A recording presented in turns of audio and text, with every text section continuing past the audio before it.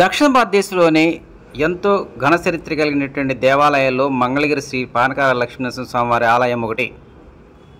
ఎన్నో శతాబ్దాలు కలిగినటువంటి ఈ దేవాలయానికి నిత్యం వందలాది మంది వివిధ ప్రాంతాల నుంచి వచ్చి స్వామివారిని దర్శనం చేసుకుంటూ ఉంటారు. అయితే స్వామివారి యొక్క కళ్యాణ పుష్కరిణి అంటే పెద్ద కోనేరుకి కూడా ఎంతో చరిత్ర ఉంది. ఇప్పుడు శ్రీకృష్ణదేవరాయల కాలం నాడు ఈ పెద్ద కోనేరు నిర్మాణం చేపట్టారని చరిత్ర పురాణాలను బట్టి తెలుస్తోంది.